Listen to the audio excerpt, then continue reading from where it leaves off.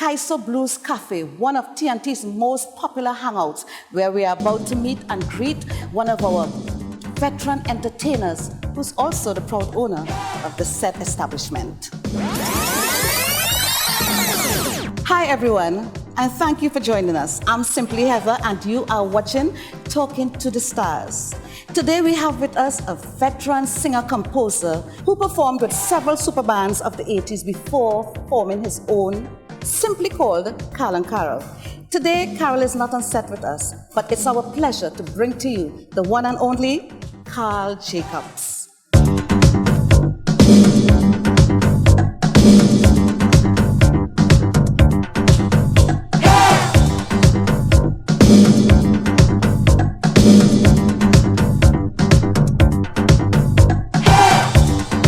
Welcome to the show.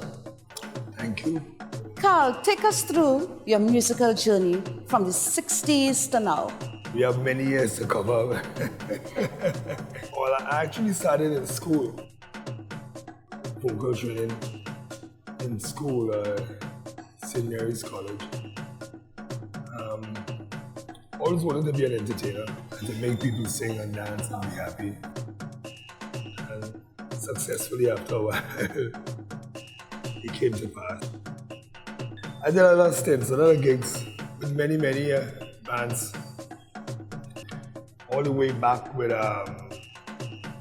we had a little band called the Beams. Yeah, we did a Scouted for Talent thing and, Turtleneck and, Satisfaction kind of thing. That was in the beginning. We had groups like Host of Others, another young man, Rush. Some of these I'm sure you never heard of. Yeah, and then more professionally, Michael Bootman. That's when things really started to happen. And Sparrow Troubadours, Charlie's Roots. We did some stuff with Dennis D'Souza, Chandelier. Chandelier was a big one. We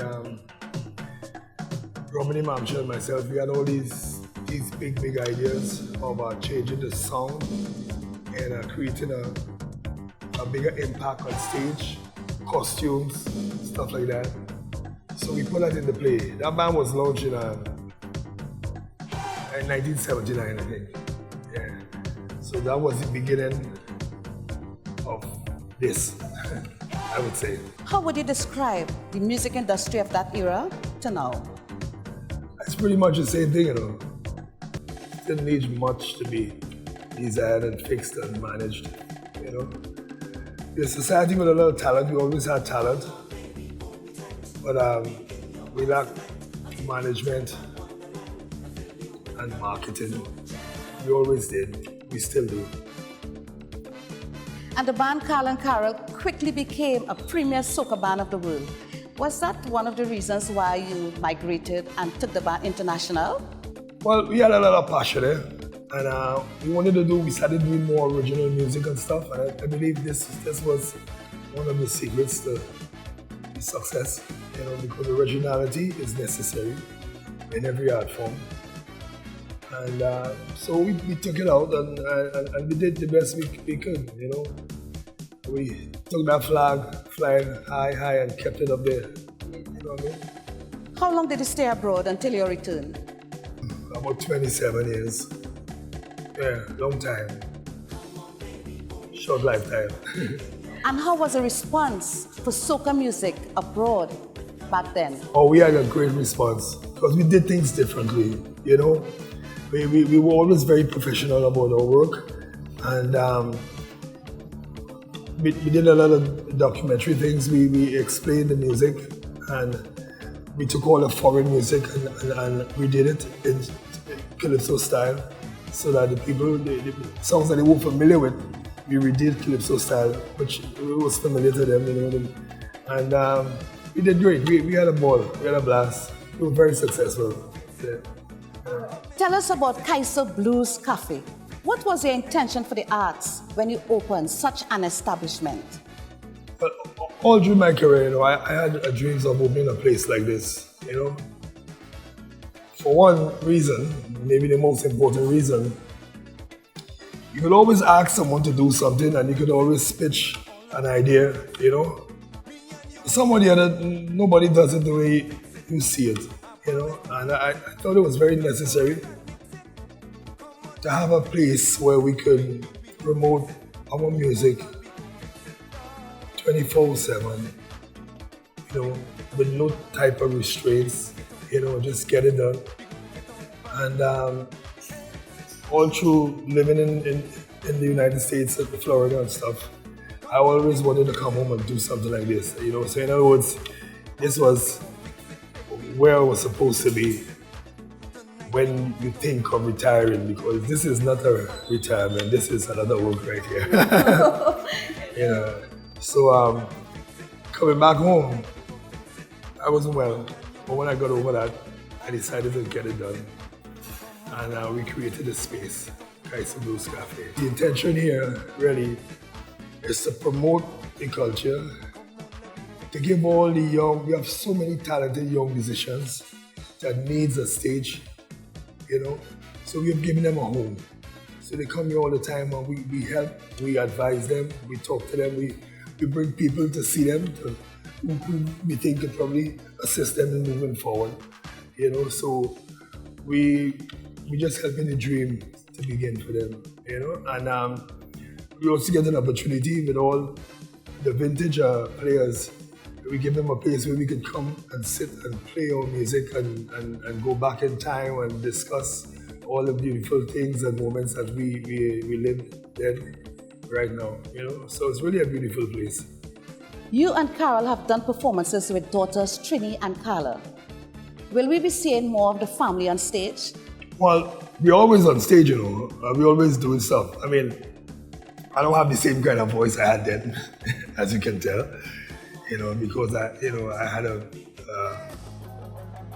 throat cancer, which sort of took away some of the voice, but I can still speak to you. You can hear me, right? Of course. Loud and clear. So from time to time, we do stuff. My daughter still sing. As a matter of fact, the second one, Trini, she's out chasing after a dream, you know, and I think she'll be very successful. And Carol comes every now and then and do stuff, you know, so we're still doing it. And what about Kyle? Is he into music too? Is he following his father's footsteps? He don't sing. I couldn't do this without him. You know, he's everything else. You know, so I'm really, really proud of him and happy that he has turned out to be that person in my life. I mean, he's my daddy all the time. Will we be hearing more music from Kyle and Carol in the future? We have plans of reintroducing some of this stuff. It's just time.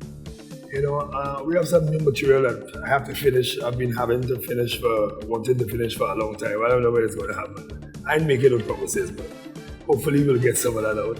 You know, my wife is still recording though. She has a lot of music. She has Parang songs. She has, as a matter of fact, she has a couple of new releases to come out in the near future. And Trini will also be recording. Right now she's working on a couple albums, you know, of original stuff. So there will be music coming out of Kyle and Carol still. Jacob's Island, as we call it.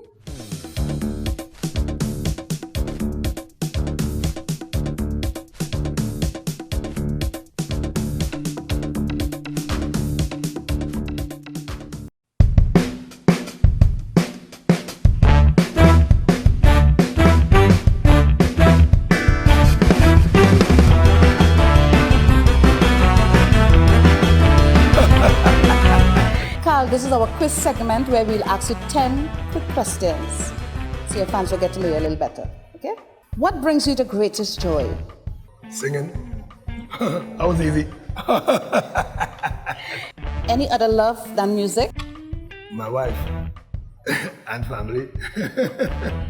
Your favorite color? Black. Favorite dish? That's a hard one, but I like to eat. You know, I mean, I love to eat, so you know, that's a big one. Yeah. Favorite pastime? Entertainment. Your favorite genre of music? All. A place you call your zen? Right now, it's going to be Kaiser Blues Cafe. Best advice given? What's the best advice given to me? Don't ever stop. Keep chasing the dream, you know what I mean?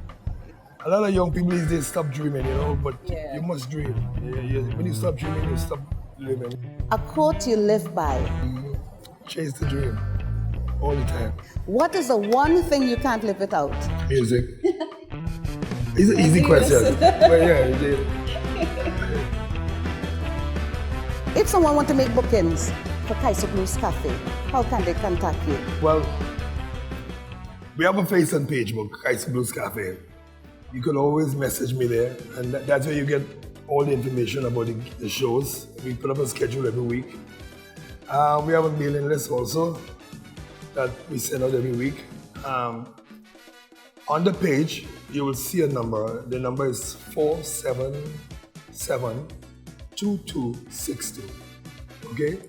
So just call the number or message me and I will send the number for you, you know, and you can come in and discuss whatever you want to do. Yeah. Well, Kyle, thank you for allowing us to hang out with you. It was a pleasure being here. And all the best with the best spot on the land, Kaiser Blues Cafe. Thank you for having me and my music at Kaiser Blues. We go hug and kiss, darling, we go fix it up. We go roll, we go rump and make it up. Next time on Talking to the Stars.